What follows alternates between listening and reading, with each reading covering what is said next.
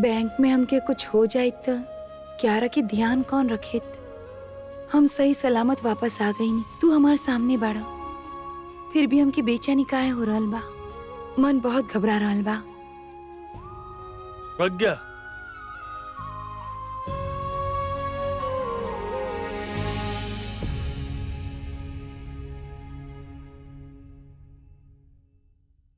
आज जितना ही रोले भी आना तोहरा खातिर, आज से पहले कोनो चीज खातिर है कि इतना रोवत नहीं देख ले। कहेले तो हमेशा की डैडा से सबसे ज्यादा प्यार करेले। नो, वो अपन मम्मा से सबसे ज्यादा प्यार करेले। सॉरी बिटिया, आज मम्मा आपके बहुत रुलवनी ना। थैंक यू एकरा संभाले खातिर। वैसे थैंक यू के जगह ना हमके एगो प्रॉमिस कर दा कि आज के बाद दोबारा ऐसा काम ना करबो। यस, आई नो एक्सीडेंटल रहल, तू जानबूझ के ना कइलू, लेकिन आज के बाद अकेले मत छोड़िया। एके हमेशा हंसत दिखले बानी। She missed you a lot. King तो के कितना मिस कइले ई बात केहू हमरा से पूछे। पता बा आजू बैंक के बाहर एकर हालत कैसन रहे? हमरा लगे तो कैमरा ना रहे ना तो हम एकर वीडियो रिकॉर्डिंग करके तोके दिखवती। जब तू ना रहेलू एकरा पास तो ई तोके कितना मिस करेला, बतावा बतावा। Okay, I am getting late for my work. हमके मीटिंग पे जाए के बा। By by. बाय बाय चाची। देखा कैसे बच्चन जैसन शर्मा रहल बा। तके याद बा हम आज सुबेरे कहले रहनी हमके तोके कुछ पेपर दिखाओ के बा। तू आ सकेलू 2 मिनट? हम अभी आवत बानी। पता न मन काहे घबरा रहल बा। भगवान करे वो ठीक होखे।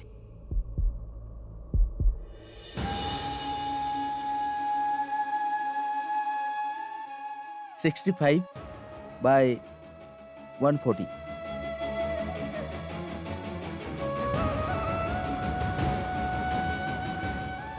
$80. सर, इनकर फैमिली बहुत परेशान हो रहल बाड़े, आप प्लीज एक बार बात कर ली ही, वो सैटिस्फाइड हो जाई हैं। ओके।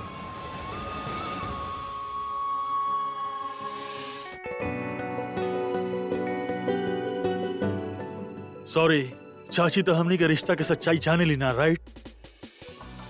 I understand, it's alright. केकरा के मैसेज है? विक के पूछ रहल बा तू कैसन बाड़ू?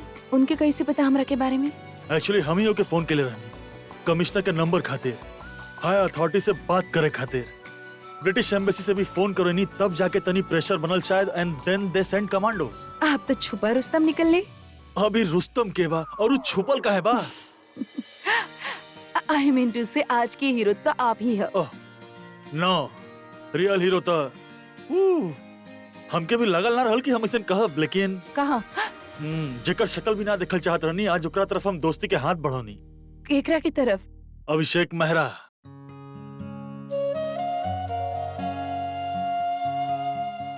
रियल हीरो तो उहे बा ना, हॉस्टेजेस के जान जोन बचौलस हो। यू नो, अगर ये इंसिडेंट के पहले अगर हम केहू से कहते कि वो अच्छा इंसान बा तो लोग हमरा पर हंसते, बट आज ओकर क्वालिटीज नजर आइल। ऐसा लागल कि वो हमार दोस्त बन सकेला, और काहे ना, वो हमार बेस्ट फ्रेंड के जान जोन बचौलस। सीसीटीवी कैमरास तो हम ना देख पैनी, बट इंस्पेक्टर रौनक हमके सब बता दिले। ओकरा बाद हमरा नजर में ओकर कबर बढ़ गई। हिंदी तो बोल नहीं के पाएली, आप उर्दू काहे बोलेले? का गलत कहनी हम? कबर ना कदर बढ़ गईले। ओ सॉरी सॉरी सॉरी सॉरी। हमार कहे के मतलब बस इतना रहल कि ओकर रेस्पेक्ट हमरा नजर में बढ़ गई। सॉरी, वन सेक नाउ। दिस फोन। यस विक। का करत है उमर जान? मरे देख आके ई तरफ से हम कैसे उठेला?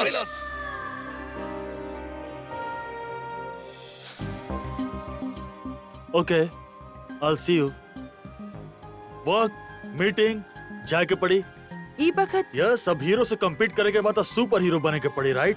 बाय। बाय। हमरा के घबराहट काहे हो रहल बा? कुछ तो जी ठीक नहीं खे। अगर 2 मिनट के अंदर डॉक्टर बाहर ना आइले ना तो हम सच में अंदर चल जाए। देखे नहीं हमके के रोकेला। फैमिली के गुड बुक्स में रह सीख ला, जितना जल्दी सीखबो उतना तहार खातिर ठीक होगी। दासी, आप चिंता मत करी, डॉक्टर अंदर गईल बाड़े ना, सब ठीक हो जाई। हाँ, अलादीन के चिराग आई और सब ठीक कर दी। अरे तू पत्थर बाड़ू पत्थर, अभी अंदर बेहोश बा और तोके परवाह ही नहीं की। कहली सब ठीक हो जाई। का ठीक हो जाई? हाँ, सब लोग घर में जैसे रहले वैसे ही आ गईले। एकरा देखा सच धज के ऐसे आइडिया जैसे कोनो बारात में जा रहल बिया। वो का है कि हमार पहला वाला कपड़ा पे अभी के खून लग गईल रहल, ऐसे हमके चेंज करे के पड़ल। अरे खुश नसीब बाड़ू जे अभी के खून लागल बा। डॉक्टर, हमारा अभी के होश आ गए? वो ठीक तो हो जाए ना डॉक्टर। देखिए प्लीज डॉक्टर, एक्चुअली अभी के लेके सब परेशान बड़े। आप प्लीज बताइए ना अभी की कंडीशन कैसन बा? एक्सटर्नल इंजरी बा, बाकी वो इतना सीरियस बात नहीं है। हमके डर बा कि कहीं इंटरनल ब्लीडिंग ना भइल होखे। डॉक्टर साहब, एक मिनट हमनी अभी के देख सके नी? ना, he is under observation, please try to cooperate, we are trying our level best. फिलहाल कुछ नहीं कर सकत। कुछ ना कर सके नहीं का मतलब? यू नो व्हाट, अगर इनका से ना होगी तो हम सबसे बेस्ट डॉक्टर से बात करके आवता नहीं। I will be back.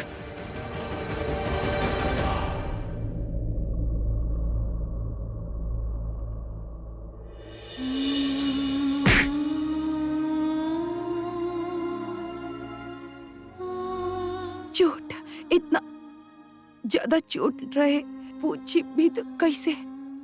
Phone करब तो फोन करके पूछ लेता नहीं।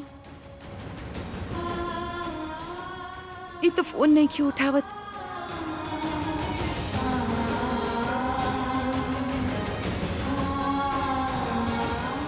का करी, केकरा से पूछी उनका बारे में?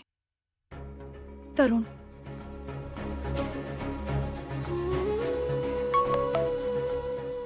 हाँ दी।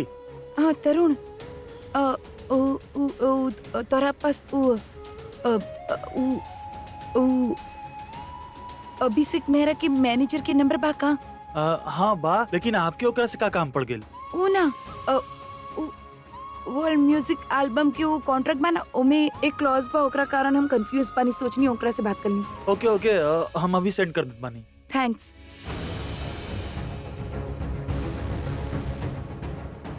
दी, हम सेंड कर देले बानी, आप एक बार चेक कर ली। हाँ thanks, thank you so much. ओके।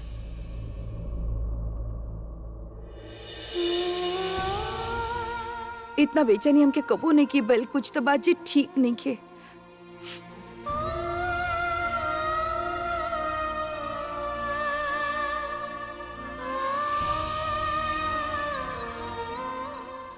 आलिया, ये क्या रोके दिखावत बाड़ू? तू नाटक करत आड़ू सबके सामने। अंदर से तो के तहर दिल में एकदम सुकून मिल चुका होगी, एकदम शांति मिल गई होगी कि तहर कारण आज हमार भाई के ये हालत हो गई बा। आलिया तो हमारी बात ही ना करवाई हो उनकरा से।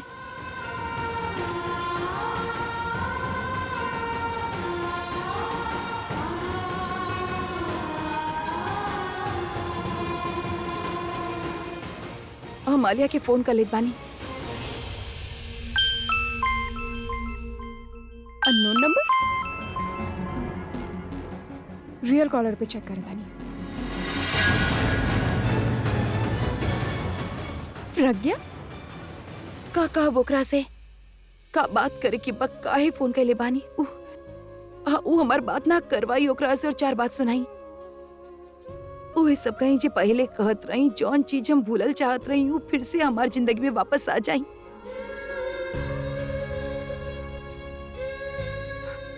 ना हम फोन करत तानी, कुछ बहाना कर दे, बोल दे कि हमकी बात करे कि हम काहे बहाना बनाई? हम हक से काहे फोन नहीं के कर सकत? हम कह सकेनी ना हमके हमार पति।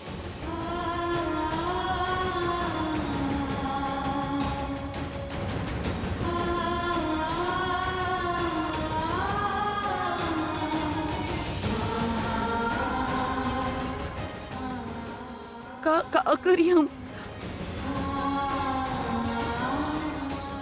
हमके उनका से बात करके बा, हमके उनका हाल पूछे के बा और पूछ के रहा। हेलो,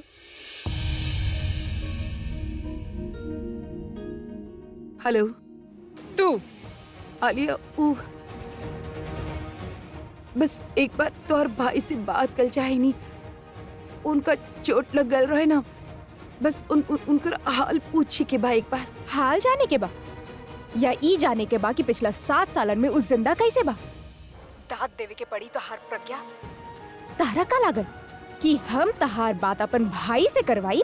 आलिया शायद तो के नहीं के पता, आज भोरे हम उनका साथ बैंक में ही रही। हम खाली ई पूछल चाहे नहीं कि वो ठीक बाड़ा या ना। जे तकलीफ तू 7 साल पहले देले रहलू ओकरा बारे में जानल चाहेलू कि जे तकलीफ आज देले बाड़ू भाई के ओकरा बारे में जाने चाहेलू। पीछा काहे ना छोड़ देवेलू हमार भाई के? अपन लाइफ से अपन घर से बाहर निकाल देले रहलू ना, त का कनेक्शन ढूंढत बाड़ू तू? हमके तो समझ में ना आवेला, पहले तू हमार दादी के खा गईलू और अब हमार भाई के। चिल्लावा मत। तहार इंटेंशन हम बहुत अच्छा तरीका से जाने नहीं और हम तहार इरादा पूरा ना होके दे। भाई के हर प्रॉब्लम के वजह तू बाड़ू। पहले भी तू रहलू, आज भी तू बाड़ू। ना तू बैंक में होकतू, ना भाई तहार खातिर अपन लाइफ रिस्क में डालती और ना ही हॉस्पिटल में अनकॉन्शियस होती। हॉस्पिटल हॉस्पिटल कौन हॉस्पिटल में बाड़े? हम आवत बानी अभी। का करे आईबू यहाँ?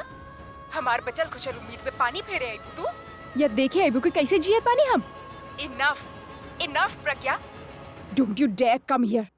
तू भाई खातिर एगो स्लो पॉइजन रहलू जे धीरे धीरे हमार भाई के लाइफ में बढ़त गई और आज एकरे वजह से ऊ ई हालत में बाड़े। त तू खबरदार जे तू यहाँ पे आइलू था हमार भाई के लाइफ में ना हॉस्पिटल में उनके आसपास भी हमके नजर मत आइया तू, समझ लू? Alia please listen to me. दोबारा हमके फोन मत करिया। हेलो आलिया वेट, का भेल? केकरा से बात करत रहलू जे इतना गुस्सा में बाड़ू? भाई के हर प्रॉब्लम के वजह तू बाड़ू। तू हमार भाई खातिर एगो स्लो पॉइजन बाड़ू। खबरदार अगर तू यहाँ आइलू त पहले तो हमार दादी के खा गईलू और अब हमार भाई के।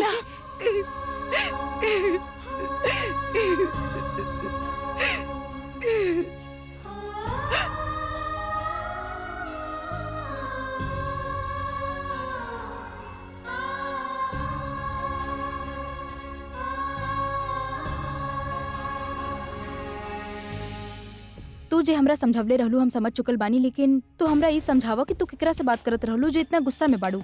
गुस्सा में ही नहीं कि बहुत डिस्टर्ब बानी इस समय हम। आलिया जहाँ तक डिस्टर्ब करे के बात बा, वो टैलेंट तोहरा से ज्यादा केहू और में ना हो सकेला। त यही से हम सरप्राइज्ड बानी कि तोहरा के डिस्टर्ब कर सकेला। ओके फाइन, तू जानल चाहेलू केकर फोन रहे, के डिस्टर्ब करत रहे? कम ऑन आलिया, तू बेस्ट डॉक्टर की बात करत रहलू। आई मीन का भइल? वो बिजी बाड़े, अभी के अटेंड ना कर सकेले। काहे इतना डिस्टर्ब बाड़ू? का हम डिस्टर्ब यही से बानी काहे कि तहार फोकस घर पर नहीं खे तनु। का मतलब? मतलब ई कि तहार ध्यान घर पर होके के बजाय मिसेस वर्ल्ड बने में बा। तनु ध्यान रहे घर जौन हिसाब से चल रहल बा ऐसे ही चलत रहे और अपन मिसेस वर्ल्ड बने के सपना भूल जा। मिसेस वर्ल्ड बनल हमार सपना हा। त के कहलस तरह के हर सपना पूरा होखेला या होके के चाहिए? हमके हर सपना के बारे में नहीं पता लिया, लेकिन हमारी सपना जरूर पूरा होगी। तो के ई सपना भूले के होगी काहे कि अगर तू मिसेस ही ना रहलू तो मिसेस वर्ल्ड का खाक बनबू तू। अरे तू कहल का चाहेलू? साफ साफ कहा। सुनल चाहेले तो सुना, हमके अभी अभी प्रज्ञा के फोन आयल रहे।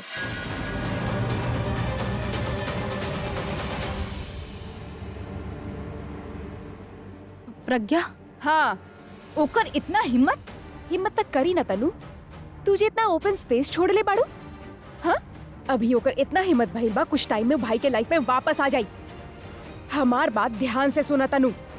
अगर वो भाई खातिर आज फोन कइले बिया त ई बात साफ हो जाएला कि ओकर दिल में अब भी भाई खातिर फीलिंग्स बा। उ शादी कर ले बिया, लाइफ में मूव ऑन हो चकल बिया, बाकी वो वापस आवे के अपन ऑप्शन छोड़ ले नहीं थे। आलिया अभी प्रज्ञा के 7 साल पहले अपन घर से और जिंदगी से बाहर निकाल देले रहे। त आज सब सामने काहे आयल बा तनु? तू खुद सोचा, 7 साल पुराना दर्द आज इ दोनों के दिलन में काहे जाग उठल बा। अगर भाई के प्रज्ञा के कुछ पड़ल ना रहे तो वो वापस वहाँ पर काहे गईले? बैंक में अपन जान के खतरा में काहे डाले? ओकर खातिर गईले ना, काहे कि कहीं ना कहीं उनकर दिल में भी प्रज्ञा खातिर जगह बा। भाई आपन जान के भी परवाह ना कईले, मतलब साफ बा ना तनु?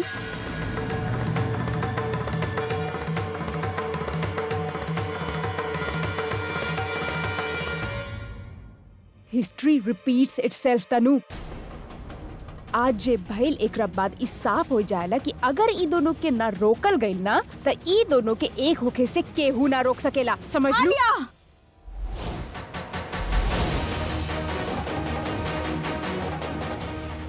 खुद सोचा तनु, अगर ई बात सुन के तहार हालत ई हो गइल बा त अगर वो दोनों सच में एक हो गई त का होगी?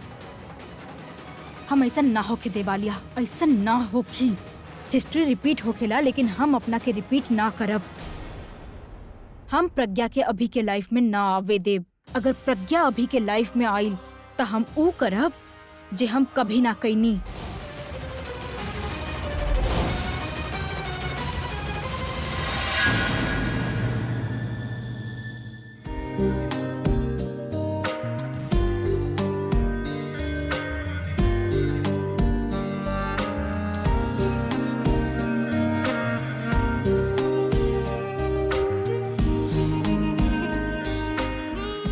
हम भी साथे चले। ना तू ना चल, अगर तारा कुछ हो गइल तो हम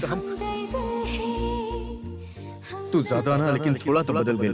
पर जिंदगी पीछे मुड़े के मौका ही ना देलस। ये से हमके बदले पड़ल। दिल ना बदले के चाहत रहे। यहाँ तो हो गइल लेकिन ना घर पे हमार ख्याल के रखी। अब प्यार नहीं कि बस परवाह ना आदत।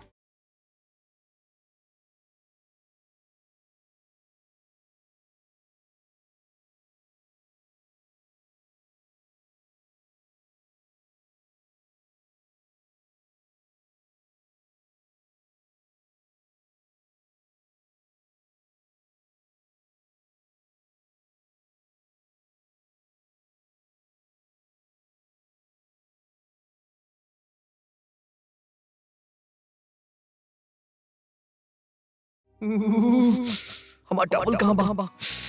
गर्दन पर साबुन लागल बा। गर्दन पे कहाँ? कोनो साबुन नहीं लागल, टॉवल दिखावत रही। ई टॉवल पता बा। ऐसे कैसे फेंक देले? क्यों गिर जाई तो? गिर जाई मतलब और के गिरी? यहाँ हमनी दोनों के अलावा बा के? आप ही एक साफ करी। नहीं के ना। ओ के रुमाल पर ए लिखल रहला ना, हमके बहुत अच्छा लागेला। हाँ तो अच्छा ही लगी। स्पेशली बनवेले बानी हम ए वैसे रुमाल के बारे में छोड़ा, हमरा बारे में सोचा। हमारे बारे में ना, हमारे गीले बाल के बारे में, हमारे गीला तन के बारे में सोचा। तू का सोचबू हम ही सोचा। ई का करल बानी आप? पूछा था ये हमार दुपट्टा बार आउट टॉवल ना। अरे तू हमारे कस्टमर केयर सेंटर बा और ये कस्टमर के हर प्रॉब्लम के सलूशन तोहरा पास बताई। खतरा हमके तू दो। हम काहे पूछी? अगर हमके चोट लग जाए, एक्सीडेंट में हमारा हाथ पैर टूट जाए तो का तू आप हमके? अगर ऐसे बात करके माना तो हमसे बात मत करी।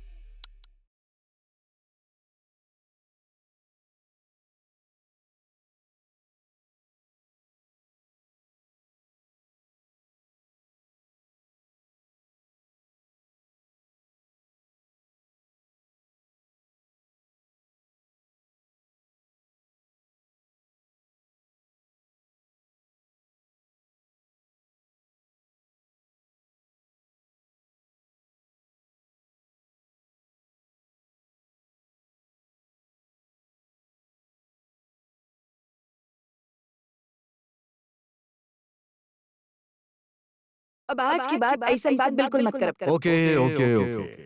वैसे जहाँ पना तरह से खुश पहले हो ई रुमाल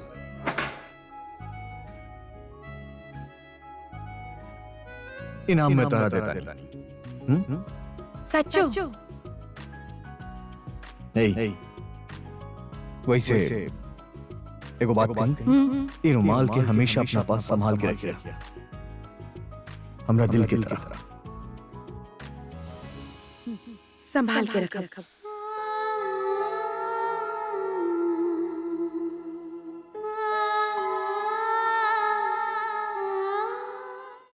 तनु रुका तू। का भइल? अब का बात करे के बताओ के? का रही का ई गुस्सा, ई पागलपन अगर ऐसे ही चलत रहल ना तब प्रज्ञा के तू रोक ही ना पाइबू। यू नो व्हाट, ई गुस्सा तरह के ले आलिया, हमके और लेक्चर ना चाहिए। लेक्चर नहीं की देत हम तोहके। समझावे की कोशिश करतानी और तू समझत नहीं खू। अगर भाई के नाम अपना साथ जुड़ल देखल चाहेलू ना, देन बिहेव और अगर ऐसे बिहेव करत रहलू ना त कौनो सड़क छापी अपना नाम तहरा साथ जोड़े ना चाहिए। Insulting me now. I am not insulting you Tanu, बल्कि हम तहार इंसल्ट होखे से बचा रहल बानी। बाकी अगर तू ऐसे ही पागलपन करत रहलू त तहारी पागलपन से भाई के बचावे खातिर प्रज्ञा भाई के लाइफ में जरूर आई। एनफ आलिया, आज कह देलू दोबारा कभी मत कहिया। वो बहन जी के हम दोबारा कबो न जीते देब। I hate her. ओकर नाम सुनते ही हम गुस्सा से पागल हो जाइनी। और गुस्सा तो के तहार प्यार से दूर कर सकेला तनु। ना कर सकेला, काहे कि जौन तरीका से हम प्रज्ञा से नफरत करेनी वही तरीका से अभी भी प्रज्ञा के पसंद ना करेला। वो तो वो गरीब घर की लड़की बने के नाटक कैले रहे ना, अभी के ओकरा पे तरस आ गए रहे और तरस खैला के प्यार ना कहल जाला आलिया। लेकिन लगातार तरस खाइल प्यार ही होखेला तनु। ऐसा नहीं खे आलिया। प्रज्ञा जूलियट बन के अभी के पीछे घूमत रहे और अभी भी थोड़ा टाइम के लिए रोमियो बन गए रहे। That's it. भ्रम में जी रहल बाड़ू तू तनु, और अनफॉर्चुनेटली तू ई भ्रम से बाहर आयल ना चाहेलू। प्रज्ञा पहले भी तोहके हरैले रहे और एक बार फिर तोहके हरा दी। प्रज्ञा प्रज्ञा प्रज्ञा काहे जला रहल बाड़ू तू हमके ओकर नाम लेके? का मिलेला तोहके हमके परेशान करके आलिया? हमके तो लागेला हमने हाथ तो मिला लेनी, लेकिन तू हमरा साथ कबो नहीं खू। Enough, तनु। अब तू हमके गुस्सा दिला रहल बाड़ू। अपन स्टूपिडिटी के रोका, वरना हमार गुस्सा हमार हाथ से निकल जाई। अच्छा, एगो रीजन दे दा कि हम गलत बोलत बानी। एगो ना 100 देब तोहके। तू हमार सवाल के जवाब दा। अभी तक तू भाई के साथ का हासिल कर लेलू? 7 साल हो चुकल बा तनु। 7 फ्रीकिंग इयर्स प्रज्ञा के भाई के लाइफ से बाहर गई। अब ले एक बार भी भाई तो के प्यार से देख ले बा? For a moment, for a second बोला तनु। देख ले रहल पिछला पार्टी में। अनबिलीवेबल। तो के लागेला भाई तो के प्यार से देखत रहले। माय स्वीटहार्ट तो के प्यार से ना देखत रहले, वो उनकर मजबूरी रहे तो के देखे के। काहे कि वो पार्टी में सबके नजर में उनका खुश रहे खातिर कहल गइल रहे, हमनी सबके बोलल गइल रहे। यू नो व्हाट तनु, जवन हिसाब से तू ये सब कर रहल बाड़ू ना, जवन गुस्सा में तू पागलपन कर रहल बाड़ू ना, तू सब कुछ गवा देबू। तो हमार गवावे की छोड़ा, तू ई सोचा कि जब प्रज्ञा आई तो तोहके का गवावे के पड़ी। तो हर हमार के गिनती में तू सब कुछ गवा देबू तनु। प्रज्ञा आई और सब कुछ हापन करके चल जाए।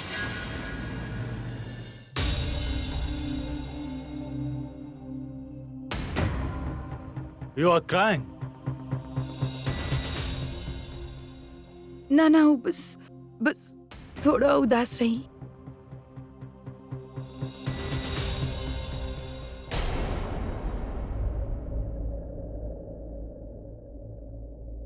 Sit. का तू यह सोच के उदास बाड़ू कि अगर आज तो के बैंक में कुछ हो जाए तो कियारा के ख्याल के रखे? यू नो प्रज्ञा, ये बैंक के हादसा के बारे में तो के ज्यादा ना सोचे के चाहिए। सोच रहल बानी की अगर लाइफ सिंपल होगी तो हमके तोहरा जैसन मैनेजर और स्लैश फ्रेंड भी ना मिला। पता बा हमके का लागेला? हमके लागेला कि तोहर खुशी और तोहर उदासी दोनों थोड़ा थोड़ा जुड़ल बा। सी, जब भी तू उदास हो खेलू तो खुश होकर चाहेलू, और जब तू खुश हो खेलू तो और खुश होकर चाहेलू। और हम फिलोसफी के लेक्चर हिंदी में दे रहल बानी, जबकि हमके हिंदी आवेला ना। एंड आई एम श्योर तो के कुछ भी समझ में ना आइलो की, विच इज गुड। समझ गई नहीं। आपकी मीटिंग ना बन? ना भाई, काहे कि मीटिंग में 3 लोग के जरूरत रहल और हम और विक पहुंचत रहनी। फिर पता लागल कि तीसरा इंसान नहीं खे पहुंच रहल। कौन?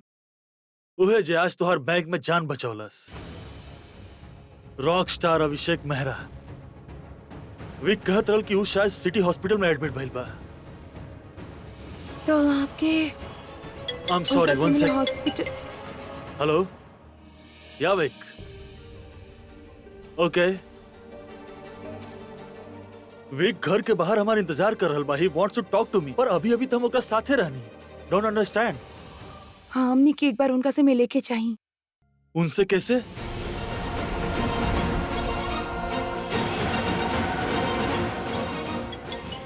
Sorry, one sec. Yes, Vic, have some patience, my friend. 2 minutes, I'll be there. Okay.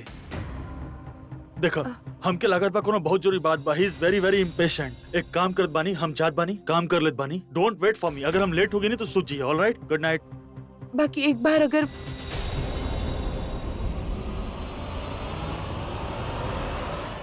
Alia, पिछला 7 साल से हमारो घर पे राज चल रहल बा और अभी के बीबी होके के नाते तोहके भी हमार ऑर्डर्स माने के पड़ल बा। हमके तो लागता कि तू सारा चीज के बदला लेत बाड़ू। That's it. तू समझा ली ना चाहेलू तनु। एक्चुअली वेट अ सेकंड, हम तारा के समझावतानी। हमारे को सवाल के जवाब दा।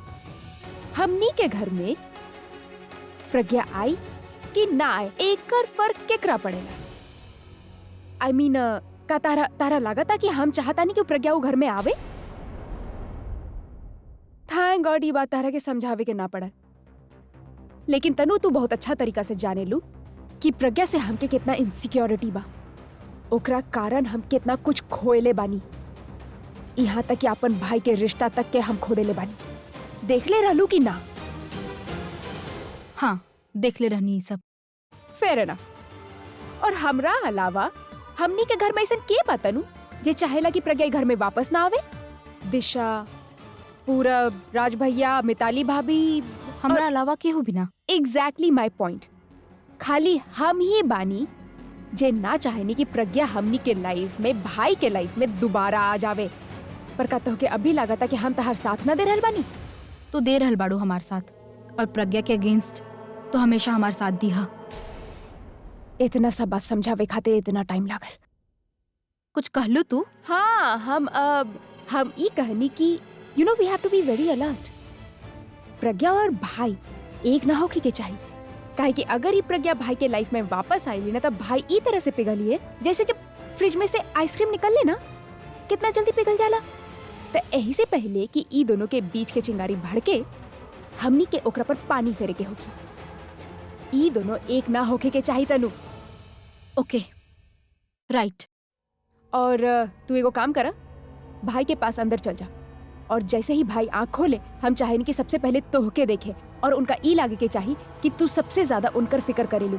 और जहां तक रहल प्रज्ञा के बात, I'll take care of her. I'll make sure कि वो भाई के आसपास भी ना आ पावे।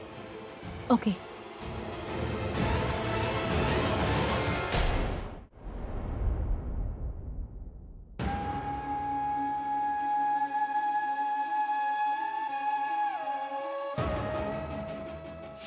केक रख के फोन करिए हम।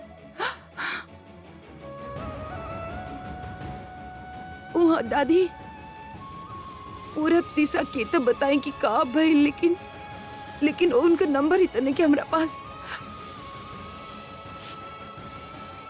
पता नहीं कैसे हाल में होगी। रॉक स्टार अभिषेक मेहरा वे कहत रहल कि वो शायद सिटी हॉस्पिटल में एडमिट भइल बा। मिस्टर सिंह कहले रहे कि उस सिटी हॉस्पिटल में बाड़े। हम वही जाके मिले तानी उनका से मिल तो सकी नहीं ना, क्योंकि कब बुरा लगी। हम वही जाके मिल लेता नहीं उनका से। हम मिल के आवता नहीं उनका से। खबरदार अगर तू यहाँ पर आई लूता, ना भाई के लाइफ में ना ही हॉस्पिटल में। आलिया चाहे कुछ भी बोले, हमके उनका से मिले के बा, हमके बस देखे के बा वो ठीक बाड़े की ना।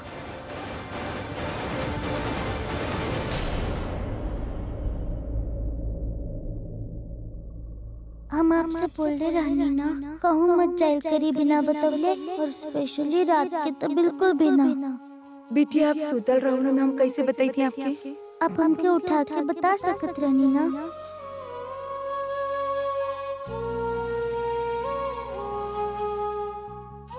क्यारा, मम्मा बाहर जा रहल बानी, आप कहले रहो ना कि हम कहूँ भी जाई आपके बता के जाई। हम वो प्रॉमिस कैले रहे कि हम बताई, बस आपके बता के जा रहल बानी। हम आपकी नींद से ना उठाई, हमके गइल बहुत जरूरी बा। हम आपके पापा से मिले जा रहल बानी।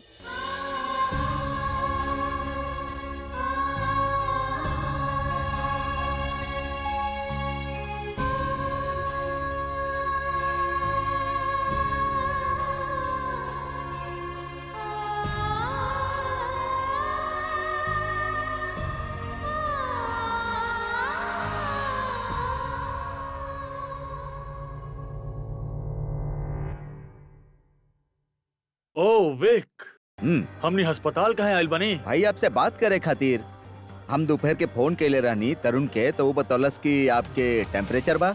ओ यस मिस्टर विक, हमके टेम्परेचर रहल बट अब नहीं खे। But why we are in the hospital? यहाँ के एडमिट बा? तो आर partner. Oh you mean Abhishek Mehra? Yeah I met his family in the morning today.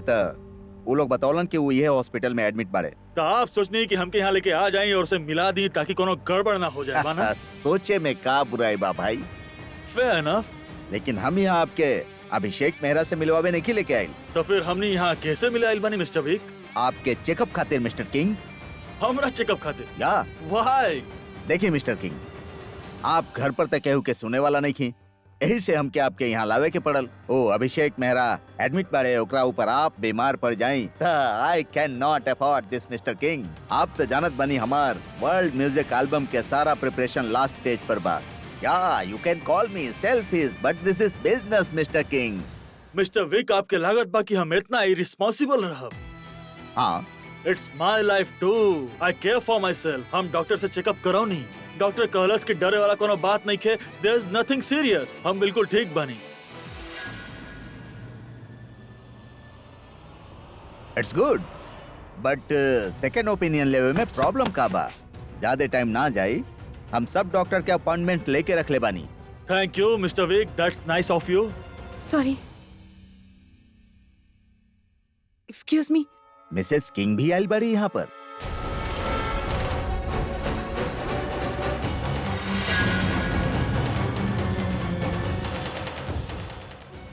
Mister Abhishek मेहरा के कमरा कौन बा? सॉरी मैम, वो हम आपके ना बता सकेनी। पहले ही उनका फैंस की वजह से हमके बहुत परेशानी भइल बा। देखिए हमार उनका से मिलल बहुत जरूरी बा। कहनी ना मिल सकेनी। Mister Vik, I will see you tomorrow then, okay? But ये अपॉइंटमेंट? लुक एट मी, हम बिल्कुल ठीक बानी। No need for any appointment, but thank you. हम कल आपसे ऑफिस में मिलब, okay? Sure. Okay, okay, bye. Pragya hospital में क्या कर रही बिया?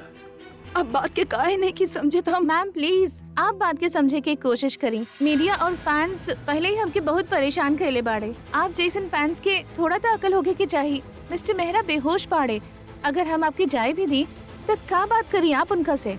कहीं बैंक में प्रज्ञा के चोट तो न लग गई? तबे वीक दिख रहा बिया और आपन दर्द छुपावे के तो आदत पा प्रज्ञा के, यही से हमके ना बतौले होगी। देखिए प्लीज आप एक बार। सॉरी मैम, हम आपके अलाउ ना कर सके नहीं। उनका सिर्फ फैमिली वाला अंदर जा सकेले। तब आप हमके कैसे रोक सके? नहीं, हम उनकर हेलो, हम उनकर बीवी बानी प्रज्ञा मेहरा।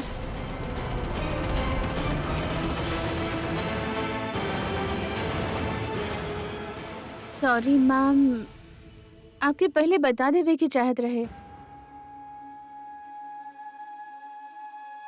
कौनो बात नहीं है। कौन कमरा में बाड़े हो? मैम सर आईसीयू में बाड़े, आगे से right.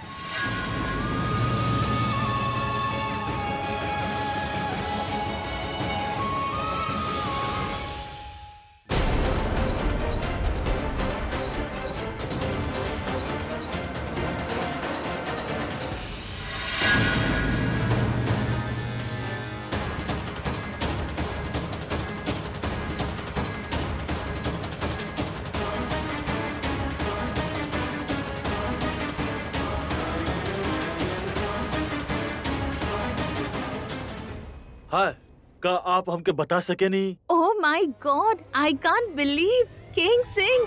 Sir I am your huge fan. Nice, अगर तू हमार फैन बाड़ू तो हमार हेल्प कर दे प्लीज। सिर्फ बोली ना, क्या करे के बा? टेल मी, क्या करी? जॉब छोड़ दी या टेरेस से कूद जाए? Oh no, never do that darling. Terrace से कबो मत कूदिया। बस इतना बता दो, प्रज्ञा के अपॉइंटमेंट कौन डॉक्टर के संगे बा? प्रज्ञा उनकर अपॉइंटमेंट तो केहू डॉक्टर के साथ नहीं के। लुक स्वीटहार्ट, अगर तू हमार फैन बाड़ू तो प्लीज हमसे झूठ मत बोला। हम जानत बानी हॉस्पिटल के रूल एंड रेगुलेशन होखेला तो के पेशेंट के डिटेल दिहल अलाउ नहीं खे, बट शी इज माय वाइफ, यही से पूछ रहल बानी। आपके वाइफ? Yes, wife. और यूजुअली वाइफ अपने हस्बैंड के टेंशन ना पहुंचे ऐसे अपना परेशानी के बारे में ना बतावेले। अभी जे कहनी वो तो प्रज्ञा मेहरा रहली, शायद इनके वाइफ के नाम भी प्रज्ञा होगी। सॉरी सर, हमके इनके बारे में कोनो आइडिया नहीं है। Thank you then. टेरिस से जंप कबो मत करिए प्लीज। अपन वाइफ के हम खुदे ढूंढ ले। हम खुदे देख लेत बानी प्रज्ञा कौन डॉक्टर से मिलाइल बिया।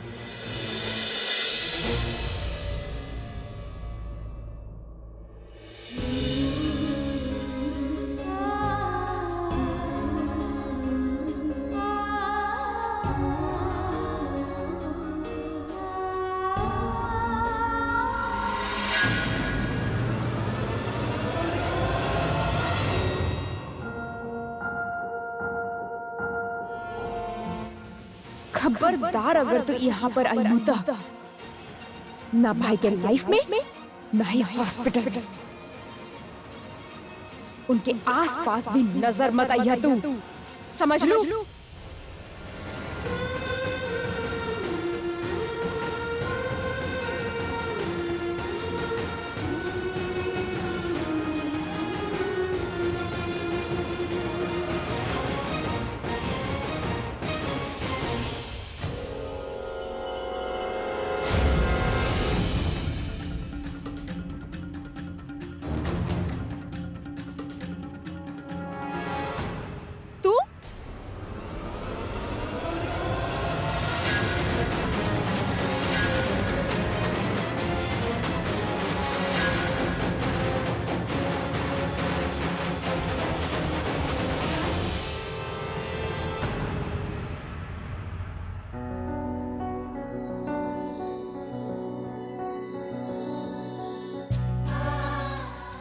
प्रज्ञा दी,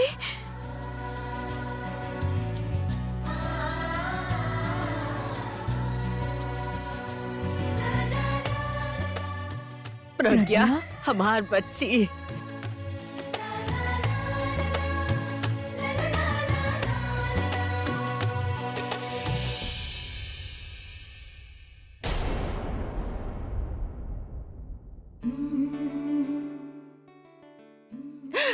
हमार बच्ची।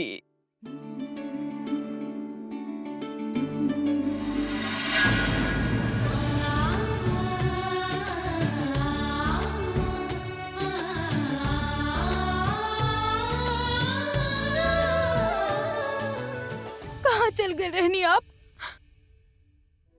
7 साल हमने से दूर कहाँ चल गए रहनी आप? पूछे ना कहाँ चल पूरब जी। दिया कैसन बानी आप? दिया आप यहाँ अभी के देखे बानी ना? मतलब आप अभी से पहले से टच में रहनी?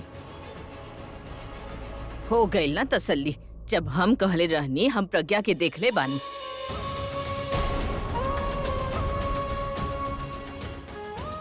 लेकिन आप लोग केहू हमरा पर विश्वास ना कैला। इतना दिनन तक कहाँ रहलू हमार बच्ची? हम बतानी सब कुछ, पर उनका से एक बार मिलना। हाँ, जाई ना जाई, जाई। कहाँ जात बाड़ू?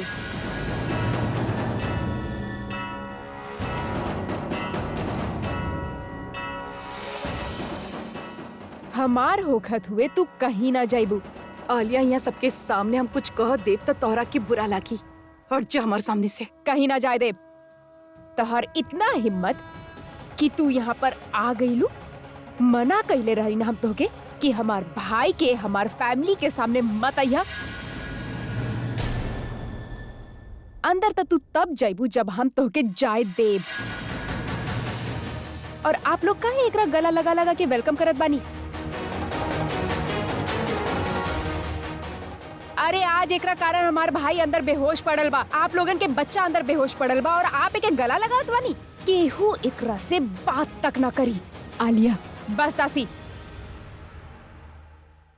बहुत हो गई। हम अच्छा बुरा किस्मत के ना मानिनी, लेकिन एगो चीज जरूर जानिनी कि जब से ये लड़की हमार भाई के लाइफ में आइल बिया, सिवाय बुराई के अलावा उनका साथ और कुछ ना भाई। हमेशा हमार भाई के एकरा कारण सफर करे के पड़ल बा और आज भी एकरा कारण उ अंदर पड़ल बाड़े। सारा परेशानी के जड़ इहे बिया। आलिया, दुनिया में कौन बाई संजय परेशान नहीं खे? परेशानी तो आवत जावत रहेला, पर लाइफ एक बार आवेला और एक बार अगर चल जाएला तब केहू ओकर कुछ ना कर सकेला। और आप सब लोग जी यहाँ पे खड़ा बानी अच्छा तरीका से जाने नहीं कि हम अपन दादी के खो चुकल बानी, लेकिन अपन भाई के ना खोए। यही से ई अंदर ना जाई। आलिया, तोहारी बात हमके उनका से मिले से ना रोक सकेला। Stop it. तू ऐसे ना मानबू ना? Wait a second.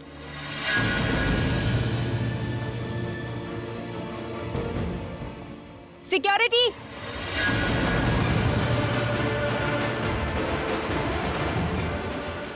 जी मैम। ई औरत से हमार भाई के जान के खतरा बा। एक अबे ये वक्त यहाँ से लेके जा। चलिए मैम। सिक्योरिटी अरे सिक्योरिटी हाथ छोड़ो और हिम्मत कैसे छोड़ो हाथ पकड़े।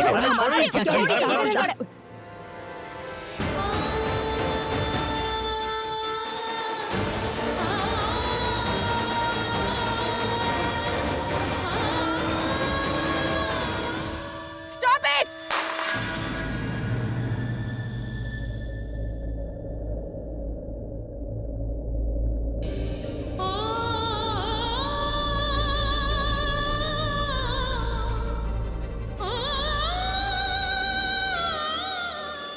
मम्मा मम्मा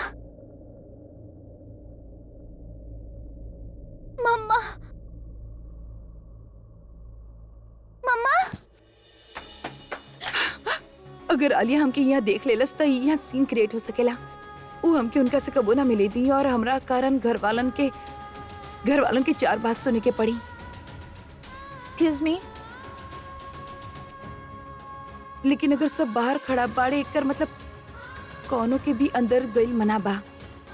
काश हम कैसहू अंदर चल जाई, बाकी कैसे?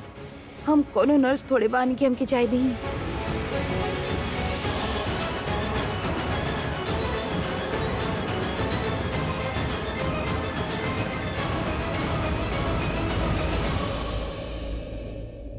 मम्मा मम्मा आप वॉशरूम में पानी ना? मम्मा तो वॉशरूम में भी नहीं की।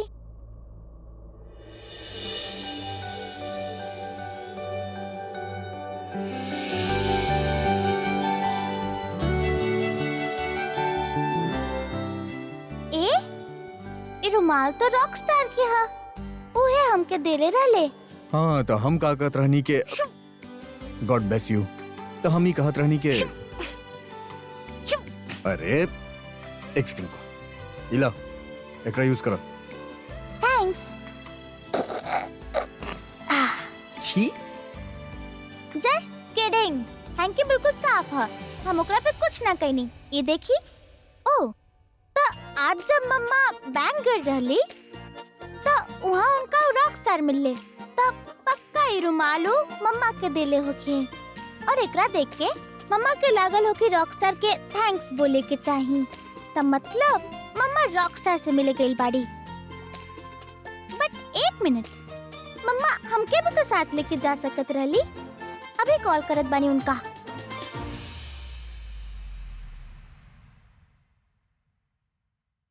उनका कहब अभी वापस आ जाए, वो हमके साथ लेके जाए। हमके भी तो रॉक स्टार के थैंक्स कहे के बा।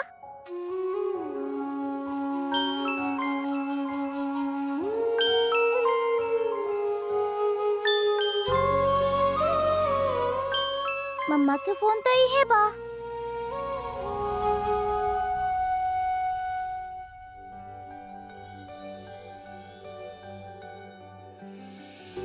एनीवेज, हम स्वीटी से ही बात कर लेता नी। स्वीटी, हमार रॉकस्टार रियल हीरो बाड़े। वो प्रॉमिस कैले रहले कि वो मम्मा के बचा ली है और वो अपन प्रॉमिस पूरा कैले। पहले तो हम सिर्फ उनका लाइक करत रहनी, लेकिन अब I love him. I love my rockstar.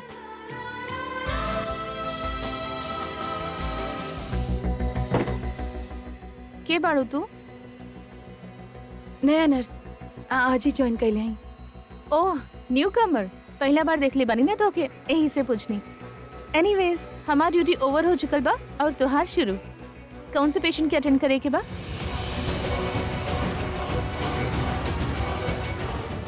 तो सच में नर्स ही बाड़ू ना? काहे कि नर्स के तो सबसे पहले ओकर पेशेंट के नाम और रूम नंबर बतावल जाला। हाँ हाँ हाँ, हम नर्स ही हैं। हम नर्स हैं। उ पेशेंट मिस्टर अभिषेक मेहरा आईसीयू में है। जब सच में नर्स बाड़ू तो इतना घबरा काहे रहल बाड़ू? पहले कभी काम ना कैलू का? कौनो बात ना, 2-3 दिन में बिल्कुल परफेक्ट हो जाइबू। चला तोहार काम आसान कर देत बानी। मिस्टर मेहरा के केस हिस्ट्री बताए के खून काफी बह चुकल बा। 24 घंटा में होश आइल बहुत जरूरी बा, ना तो कंडीशन क्रिटिकल भी हो सकेली। बाकी सारा डिटेल हम मेडिकल चार्ट में लिख देले बानी, तो एक बार देख ली है। ओके चला, अब ऐसे पहले कि केहू और हमके कौनो और काम खातिर रोक लेवे, हम चलत बानी। बाय। और हाँ, न्यू नर्स की कॉस्ट्यूम वहाँ रखल बा, देख लिया। Thank you, bye. बाय।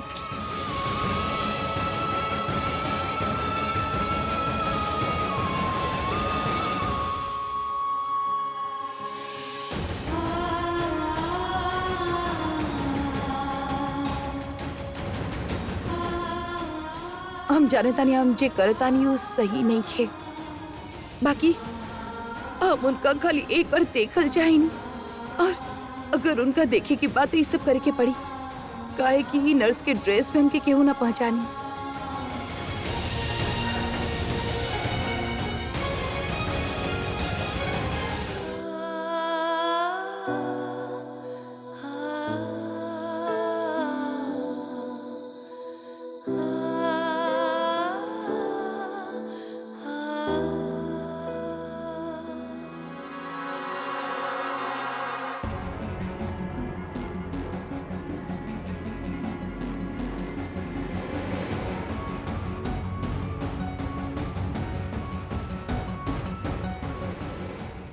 पता ना सच में इतना प्यार बा कि हमके जलावे खातिर ही दिखावत भी आई। हम सीनियर डॉक्टर से मिलके आवत हनी।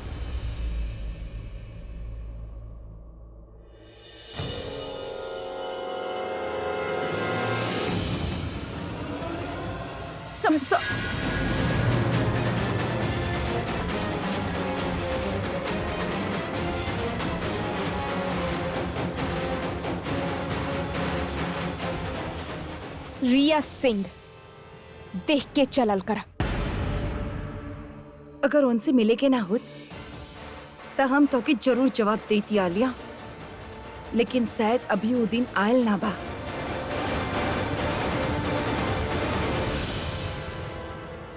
पता नहीं डॉक्टर बैंडेज कब उतरी है। अभी तोहार फेस पे बिल्कुल नहीं सूट करत। अभी आज जे हमनी के रिश्ता है ना, वो पहले भी हो सकत रहल अगर तू ओके इतना इम्पोर्टेंस ना देले रहता, जेकर ना कोनो लेवल बा, ना कोनो स्टेटस, ना कोनो क्लास। अभी हम तो के बहुत बुरा लागे नी ना, पर देखा हम कितना अच्छा बानी। हम यहाँ बैठल बानी तहरा पास, काहे कि हमके तहार फिकर बा। तू हमके ऐसे बीवी एक्सेप्ट करा ना करा, पर हम एगो अच्छा बीवी के तरह तोहार सुख दुख में हमेशा तरह साथ रहब। शादी के वक्त पंडित जी कसम खिलावेले कि हर हाल में पति के साथ देबू, और देखा हम वो कसम निभा रहल बानी। हम यहाँ तहार साथ बानी। अभी हम ही तहार रियल वाइफ बानी।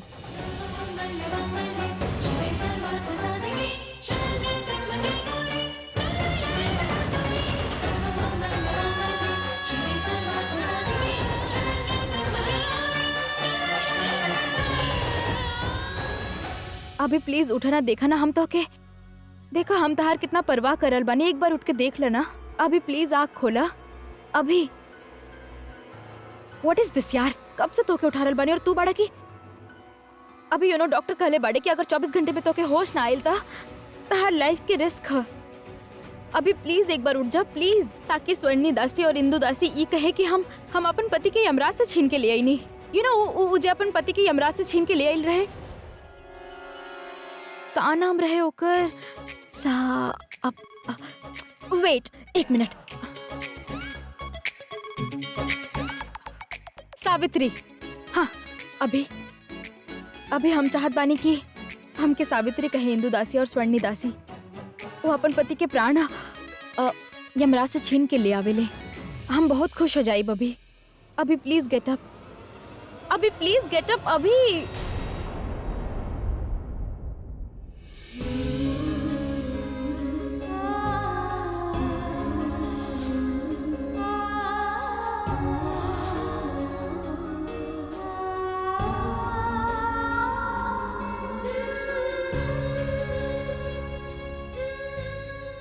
जी कबो सबकर सहारा बनत रहे।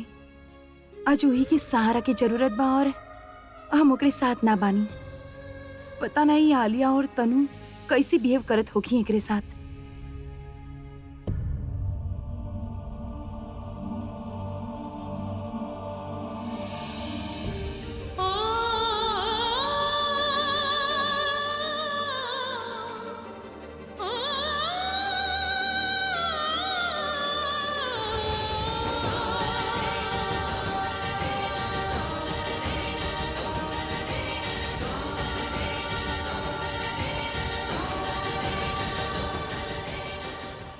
एक सेकेंड, एक्सक्यूज मी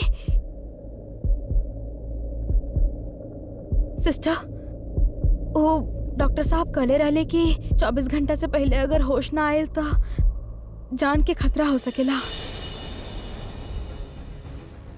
आप तो पेशेंट के मेडिकल कंडीशन, मेडिकेशन इस सब के बारे में अच्छा से जानत होकी है ना?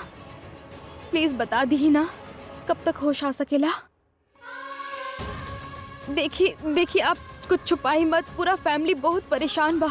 जे भी पता होगी ना बता दी आप प्लीज।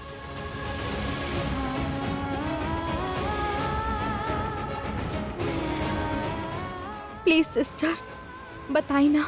डॉक्टर से पूछ के बता दे।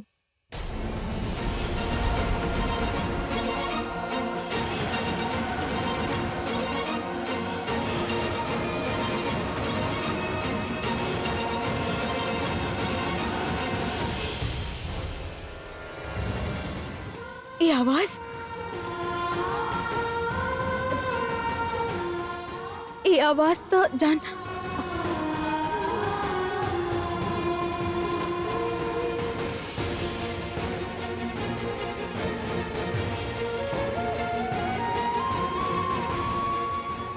अभी चैलेंज वॉर बन चुकल बा। जे जीती अभी होकर अब देखे के बा जिद और प्यार की लड़ाई में के जीतेला।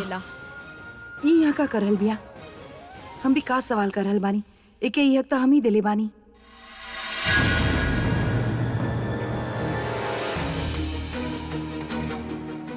का देख रहल बाड़ू और के बाड़ू तू?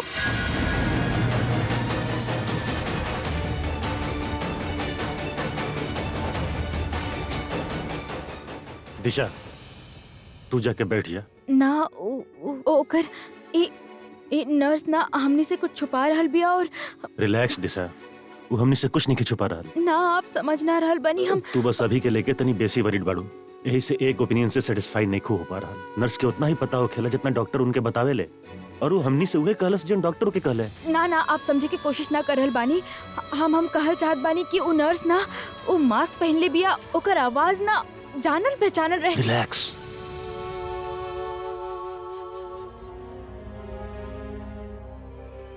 दीदी पूरब दिशा ए जावा बेटा। दादी दादी के चक्कर आ रहल बा। दासी का बहन आप ठीक बानी? हाँ हम ठीक बानी। इ बूढ़ा हड्डी में अभी भी दम बा, बस हमारा अभी ठीक हो जावे। हम ठीक बानी। दादी कुछ ना होखी अभी के। आलिया जोन डॉक्टर के लेके आयल बिया बहुत अच्छा डॉक्टर बाड़े, अभी बिल्कुल ठीक हो जाए। आप प्लीज घबराई मत। शायद हम कोनो और हॉस्पिटल में वो नर्स से मिलल हो खब। नर्स बाड़ू हमके भी दिख रहल बा, पर अभिषेक मेहरा खातिर 2 गो नर्स रखल बाड़ी और उ में से तो ना बाड़ू। पता ना कितना नर्स चेंज करिए हॉस्पिटल वाला।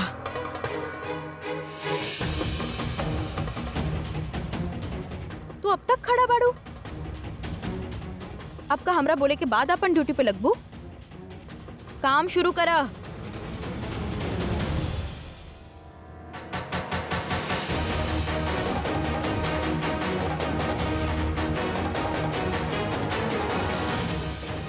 नया बाड़ू का नहीं खे ना तो दिखाई ना दे रहल बा।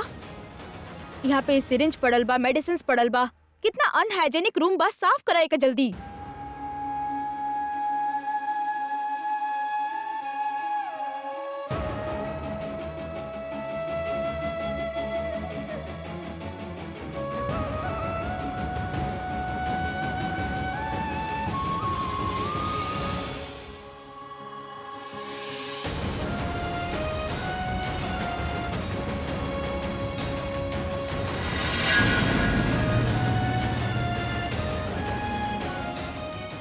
तू बार बार पेशेंट के का देख रहल बाड़ू? तू जैसन मिडिल क्लास लड़कियन के यह प्रॉब्लम होखेला, जहाँ पे पैसा वाला लड़का देख लू ना कि दिमाग में स्कीम चले शुरू हो गई। जल्दी से काम करा अपन।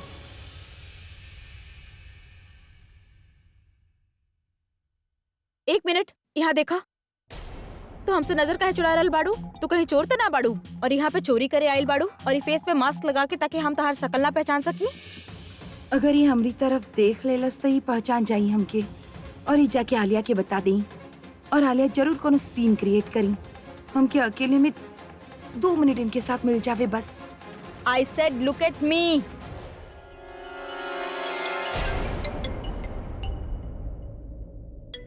सुना, सबसे पहले ही पिलो ठीक करा। हाय प्रिया। रियली? कब बा पार्टी? हम सच में आवे चाहत पानी, बाकी अभी इज नॉट वेल और ऐसे में हम छोड़ के आई, का कहिए लोग।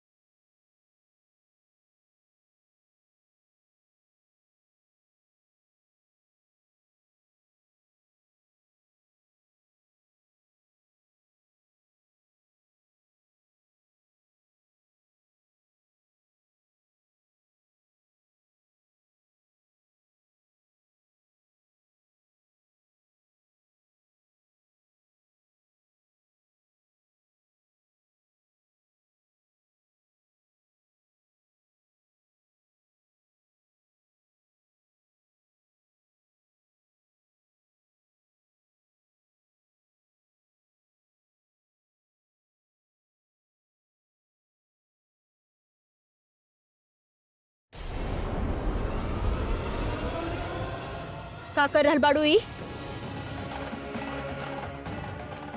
तू पेशेंट के नर्स बाड़ू की गर्लफ्रेंड? ध्यान रखे खातिर कहले रहनी, पिलो ठीक करे खातिर कहले रहनी, चांस मारे खातिर ना कहले रहनी। यहाँ आवा, यहाँ आवा। Pragya, answer the phone, answer the phone. Hey, excuse me. You wanna hit me? You dare, you bastard! तू रखेता हूँ। भाई प्लीज। तो के देख के हमके कॉन्फिडेंस याद आ जाला, तोहार चीप हरकत याद आ जाला, तोहार फ्रॉड। और कितना बार हम कह चुकल बानी कि ऐसा होके के ना चाहत रहे। या मे बी यहाँ ना होकी तो कहीं और होकी, बाकी बात होकी जरूर। तू You are अभिषेक सिस्टर। कैसन बात तोहर भाई? तू हमार भाई के बारे में पूछ रहल बाड़ा कि वो कैसन बानी? Yes. Shouldn't I be asking you कि तू कैसन बाड़ा? मतलब तू तो चाहत बाड़ा कि हमार भाई के कुछ हो जावे ताकि वो कबो ना गा पावे, राइट? No.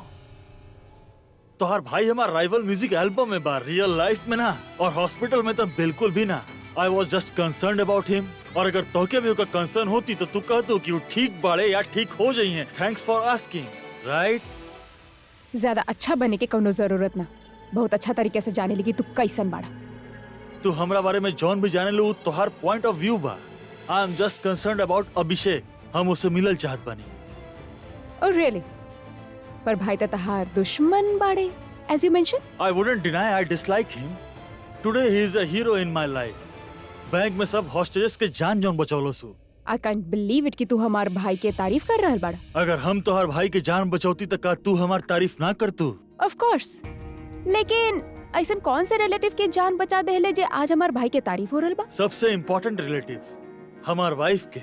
यही से हम ओके थैंक यू बोलल चाहत बानी। So can I see him? हमार भाई बाड़े ही ऐसन।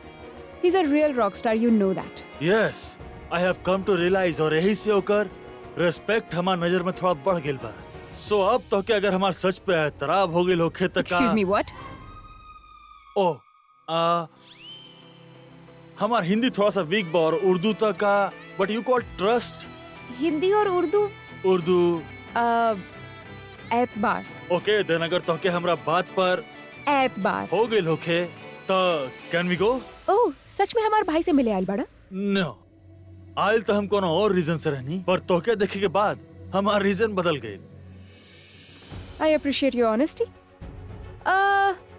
भाई बेहोश बानी, थोड़ा सेंसिटिव माहौल बा, मिल ना सकत, लेकिन बाहर से जरूर देख सकेनी। If that's okay with you तब चला। Yes. ऐसे खड़ा का है बाड़ू? प्रेग्नेंट बाड़ू का? यहाँ देखा हमरा तरफ और यहाँ आवा जल्दी।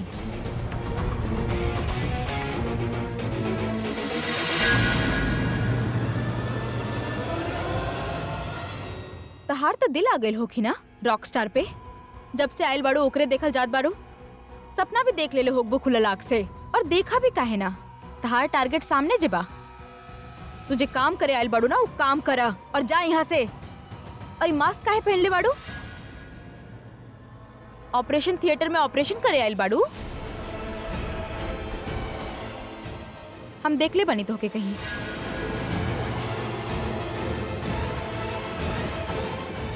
मास्क हटावा अपनी, चेहरा दिखावा अपन। तू हटा रहल बाड़ू मास्क की हम हटाई? मास्क हटावा, चेहरा दिखावा।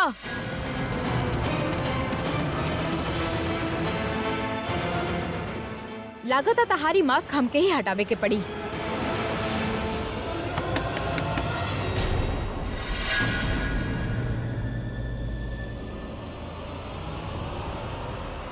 तनु बाहर आ जा।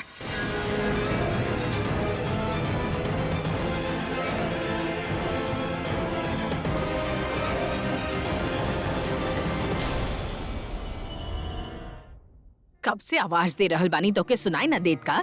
ओ एक्चुअली दरवाजा साउंड प्रूफ बा, यही से सुनाई ना देलस। तो के सिर्फ 5 मिनट देले रहनी अभी के देखे खातिर। तो हाँ टाइम खत्म, बाहर निकल। ओ तनु एक्चुअली डॉक्टर साहब कहले रहले कि अंदर केहू के रहल अलाउड नहीं खे, यही से हमने कहत रहनी। देख लो कैसे पैर पटक के जा रहल बिया।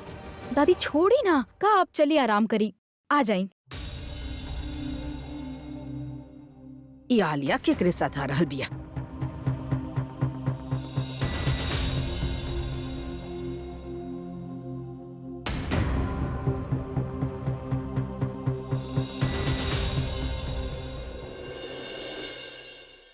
ई हमारी इंदु दासी और स्वर्णी दासी। दासी? एक्चुअली हमार दादी के बहन बानी।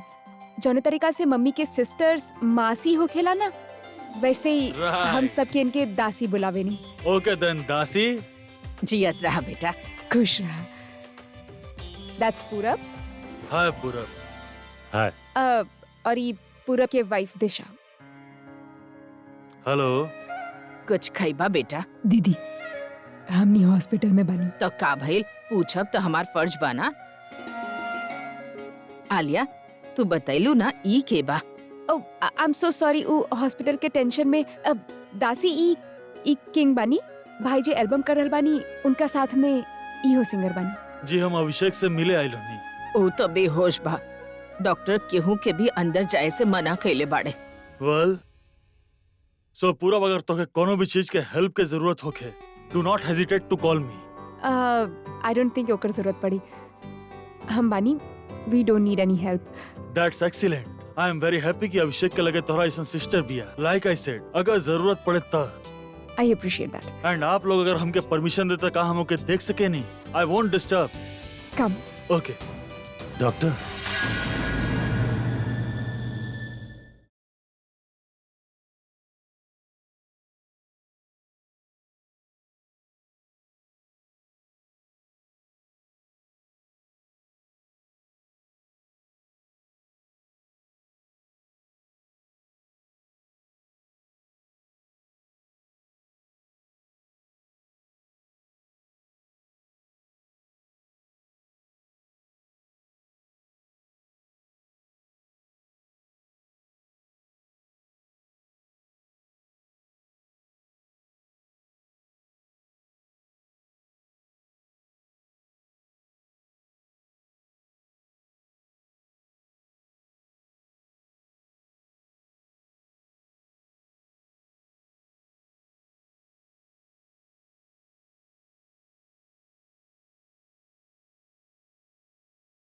आप तो प्रॉमिस कह ले रही कि आप सही सलामत वापस आई। आप प्रॉमिस कैसे तोड़ देलो? आप इतना बड़ा रिस्क कैसे ले सकेले? इतना बड़ा रिस्क एक बार उठ जाई ना अपन क्यारा के खातिर, कहे कि क्यारा की ओकर मम्मी सही सलामत चाहिए। थैंक यू क्यारा की ओकर मम्मा के सही सलामत वापस लाए खातिर। आप हमसे पूछत रहला ना और कितना सवाल करत रहला, और हम कोनो सवाल के आपके सवाल के कौन भी जवाब ना देनी, लेकिन आप आपके हर सवाल के जवाब ढूंढ लेनी। आप हमसे पूछ ले रहा ना कि हम आपकी याद कहीं नहीं की ना, और हम कहनी कि हम याद ना कहीं नहीं, झूठ बोलत रहनी ना, काहे कि उ झूठ में भी सच रहे। या तो वो लोग करेले जी भूल जाले, लेकिन हम तो भूल नहीं ना, एक पल खातिर भी आपकी ना भूल पैनी। हर पल याद कहीं आपकी। अब आप सिर्फ सुनती रहिए कि उठिए भी, हमसे बात ना करिए और जाइए, और जितना सवाल करे कि बकर हम सब जवाब दे। एक बार पूछ के तो देखा कि हम आपसे प्यार करे नहीं कि ना। बहुत बदल गए बानी, लेकिन प्यार ना बदले बानी। हम बहुत प्यार करे नहीं हम आपसे, बहुत प्यार करे नहीं आपसे। अब प्लीज एक बार आंख खोलो, हमके देखा, हमसे बात करो, हम बहुत प्यार करे नहीं आपसे। तेरे बिन जी ना पाऊंगा, प्लीज एक बार उठ जाइए, प्लीज एक बार उठा, हमसे बात करें ना प्लीज।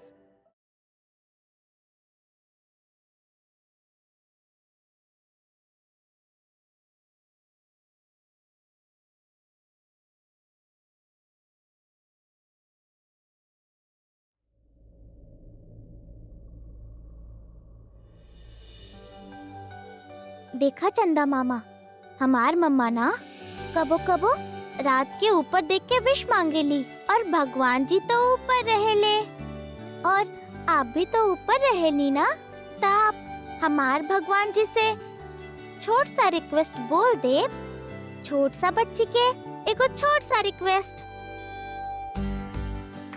पता बा, हमार ना रॉक स्टार फ्रेंड बाड़े, और वो हमार बहुत बड़ हीरो बाड़े।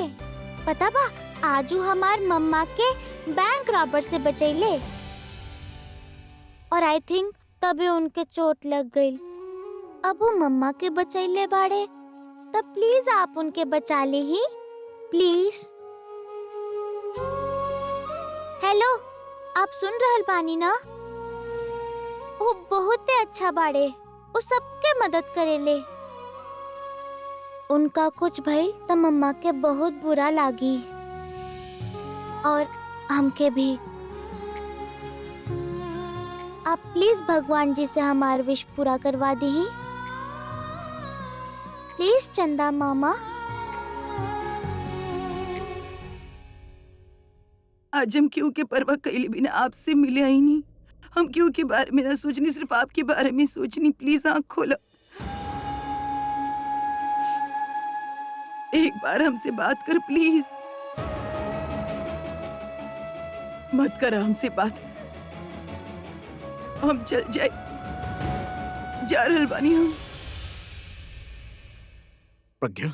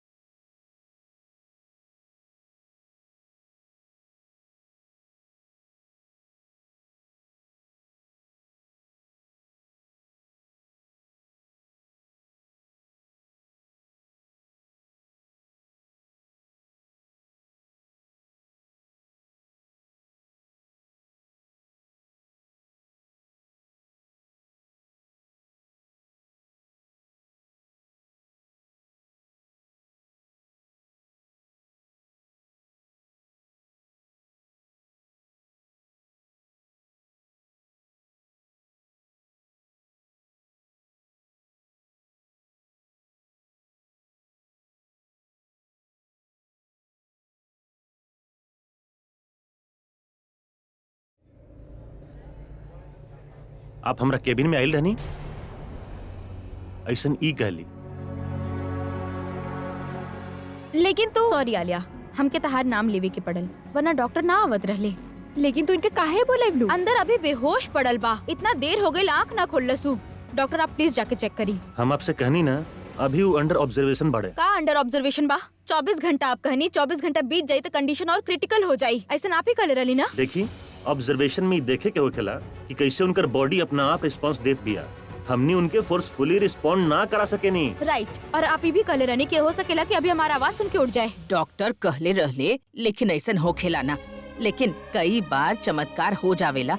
अगर पेशेंट दिल से चाहेला ना ओके, तो ओकर आवाज सुन के सचमुच वो आँख खोल लेवेला। हाँ, तो कितना बार हम अभी के आवाज देने अभी उठा, लेकिन कोनो रिस्पॉन्स ही नहीं खे। वो तोहके दिल से ना चाहत होगी। हमके पता बा वो आँख ना खोलले होगी। आप प्लीज बीच में इंटरफेयर मत करी और चुप हो जाइन। ई का दिलजीती फैमिली के कहले रहनी है कि गुस्सा कंट्रोल कर। एके जितना चाहे लेक्चर दे दा, हमेशा वीक स्टूडेंट ही रही। और डॉक्टर आप यहाँ पे काहे खड़ा बानी? प्लीज जाके चेक करी। हम का चेक करें? ये आप हमसे काहे पूछ रहल बानी? ये आपके पता होके के चाहिए कि ओकरा होश में कैसे लावे के बा। देखिए का जरूरत नहीं खे, फिर भी बस आपके कहे पे हम जाके चेक करत बानी। आप प्लीज उठा ना, खोला। हम ज्यादा देर यहाँ रुक ना पाई, प्लीज। एक बार आँख खोल दी प्लीज, जस्ट वंस। आप लोग बाहर ही रुकी, हम इतना लोग के अंदर अलाउड ना कर सके नहीं, प्लीज। इतना लोग ना सही, पर हम तो जा सके नहीं ना। और वैसे भी हम जाके देखल चाहत बानी कि डॉक्टर अंदर कुछ करे ले भी कि ना, कहीं रूम के चक्कर लगा के वापस बाहर तो ना आ जाइए। अरे एक डॉक्टर सेकंड। साहब,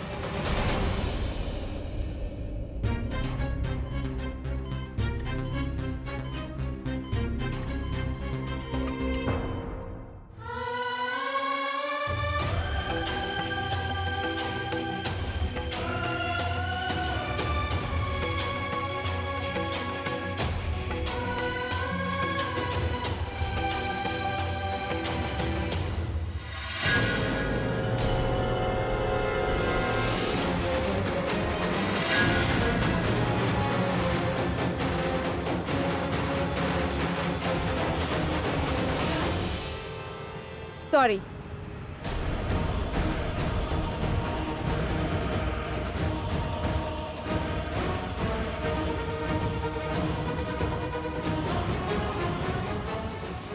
एक बार अभिषेक जाग जाए, ओकरा बाद हम प्रज्ञा के ढूंढ ले। Sister, chart please.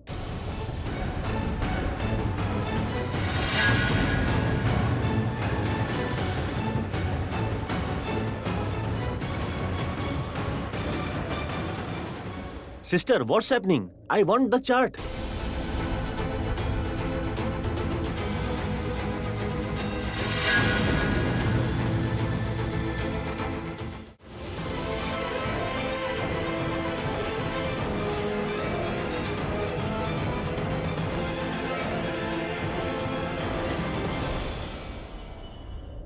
Strange. का भइल डॉक्टर? इनके होश आइल रहल।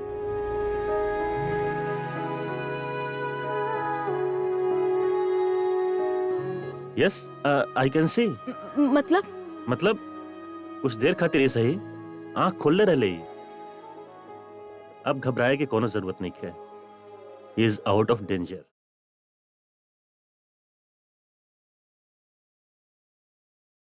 सिस्टर, नया वाला ड्रिप लेके आवा फास्ट। स्टोर में लेवे मत जाइए, रूम नंबर 5 में कुछ बोतल पड़ल बा, ऊ ले आवा।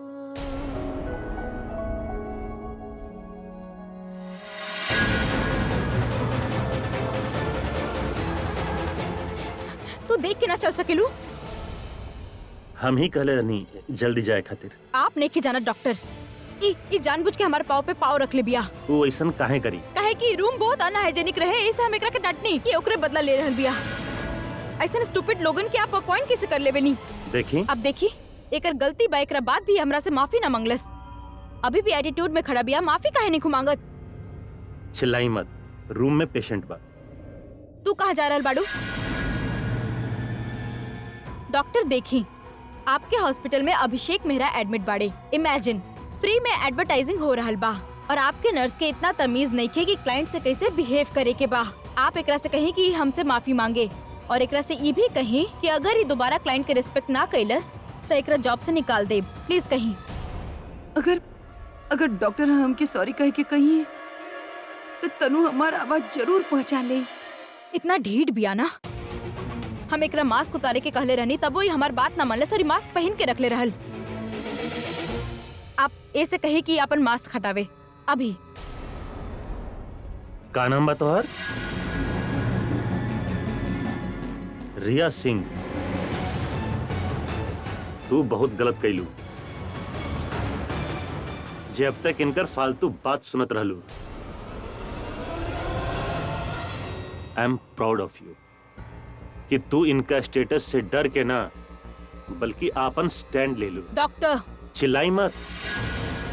ये हॉस्पिटल बा, और घर ना। वो बस अपन ड्यूटी कर रहल बिया। जौन तू कैलू सही कैलू। Don't be sorry. हम आपके छोड़ब ना डॉक्टर। देखी रुआ एगो स्टार के रिलेटिव बानी, लेकिन सॉरी टू से आपके खुद अपन स्टेटस मेंटेन करे ना आवेला। एगो छोटा सा बात पर रुआ इतना सारा बात कह देनी, लेकिन अगर आप एक वर्ड भी आगे कहनी तो हमके सिक्योरिटी के बुलावे के पड़ी। आप हमके धमकी दे रहल बानी? ना, धमकी नहीं दे रहल, एडवाइस दे रहल बानी कि एगो डॉक्टर के काम में इंटरफेयर करे से आप पर एलिगेशन आ सकेला। और हॉस्पिटल में एगो नर्स मास्क ही पहनी, हेलमेट ना। प्लीज आप हमनी के अपन काम करे दी। सिस्टर, इनका ऑक्सीजन लेवल चेक करा।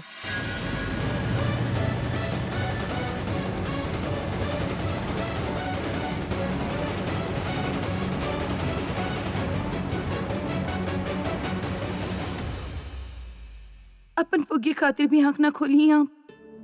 प्लीज आंख खोल दी।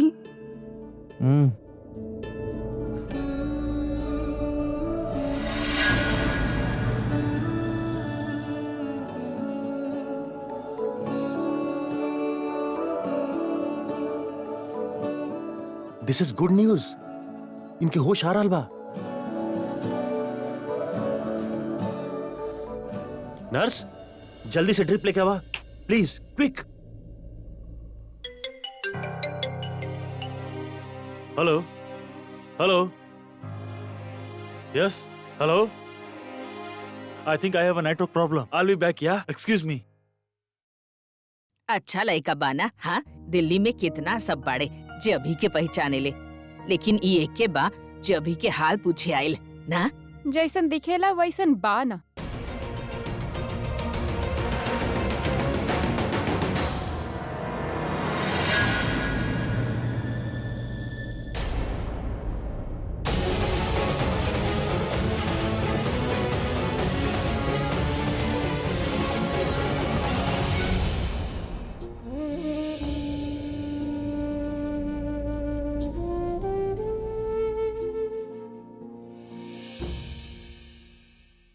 प्रज्ञा कहाँ गई? अरे कहाँ जा रहा? अरे सुना, आई सेड स्टॉप।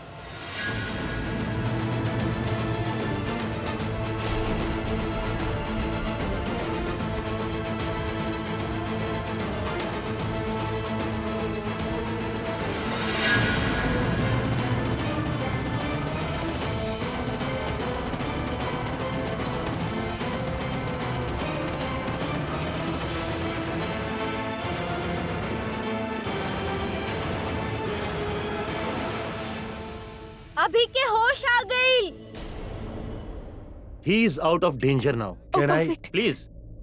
एक टाइम पर 2 से बेसी फैमिली मेंबर अंदर मत जाइए। और आप हमरा संगे चली। कुछ पेपर साइन करे के बाद। कैसन पेपर? डरी मत, डिस्चार्ज के पेपर बा। मिस्टर मेहरा अब हॉस्पिटल में नहीं रह के चाहत। लाख लाख शुक्र बा, हमार अभी के होश आ गइल।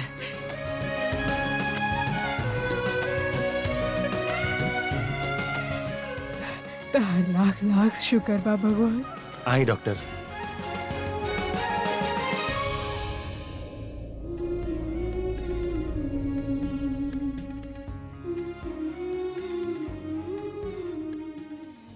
कुछ ना होगी उनके, वो बिल्कुल ठीक बानी। थैंक यू सो मच भगवान जी। जीजू आराम से। भाई आई एम सो हैप्पी आपके होश आ गए। हम सब लोग कितना परेशान हो गए रानी। दासी भाई के होश आ गए। हाँ बेटा। तू लोग यहाँ? हाँ भाई, हम सब लोग इधर बड़े। हम सब के आपकी फिक्र बा भाई। आप केहू के एक्सपेक्ट कर रहल भाई? ना, हमार मतलब बा के अभी केहू आए रहे ना हमरा से मिले। तू और केकरा एक्सपेक्ट करत बड़ा? हम, स्वर्णी दीदी, आलिया, तनु, दिशा सब तो यही जे बाड़े। अच्छा समझनी, तुझे के याद कर रहल बाना वो बाहर डॉक्टर के पास। डॉक्टर के पास का है? कुछ पेपर्स साइन करे के बा। पेपर्स? बाकी प्रज्ञा पेपर साइन काहे करत आरी?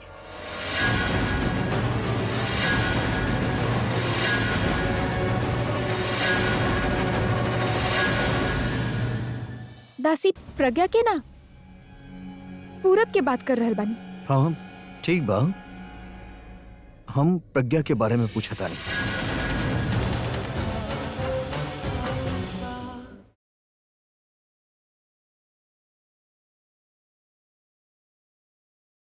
कहाँ बड़ी हो बेटा? ऊ त ना आई। ना आइली मतलब ओकरा तो आवे के चाहिए। अभी अभी होश आइल है, टेंशन मत ला। अरे कैसे टेंशन ना लेई, ओकरा तो यहाँ होके के चाहत रहे। बेटा आज भी तोके ऐसन लग रहल बा तू ओके दिल से निकाल ना सकल बा, यही से ओकरे बारे में सोच रहल बा। यही से तोके ऐसन लग रहल बा कि ओके यहाँ आवे के चाहिए। अच्छा भाई कि यहाँ ना आई, उहे के वजह से आज भाई हॉस्पिटल में ई हालत में पहुंचल बानी। तो फिर से शुरू हो गई, तोके दिक्कत का बा ओकरा खातिर? बस आलिया, एकरे बाद एक अल्फाज और ना। गलत का कहला सालिया, ठीक है तो कह रहल बिया। अभी के भी पता बा कि ओकरी हालत के जिम्मेदार सिर्फ प्रज्ञा बिया। आपके ना पता, लेकिन बैंक में सबके बचावत आई मीन प्रज्ञा के बचावे में अभी की हालत तनु है। कुछ मत बोला। Just relax, okay? Please calm down. हम समझ सके नहीं ए वक्त आपके ऊपर का गुजर रहल बा। अगर हम आपकी जगह होगी तब हम भी ऐसने सोचती। जब आपके दिल केहू के चाहेला, अगर वो आपके ना चाहे तब दिल के कितना तकलीफ पहुंचेला, ये हम बहुत अच्छा से जानी ले। जब आप केहू के आपन सब कुछ माने ले, लेकिन वो आपके आपन कुछ ना समझेला, तब का तकलीफ होखेला ये हम जानी ले। बट भाई यू आर अ हीरो। आप उ बैंक में उ रॉबर्स के रोकला, उ लोगन के हाईजैक करके रखले रहला, आप सबके बचाइला। लेकिन ई आपके सबसे बड़ गलती रहे। माना तानी प्यार दिल से होखेला, लेकिन प्यार केकरा से होखे, कब होखे, ई त दिमाग के काम बाना। और अगर इंसान ऐसन होखे त प्यार करब अच्छा बात बा भाई, लेकिन प्यार में बीमार होखब समझदारी ना।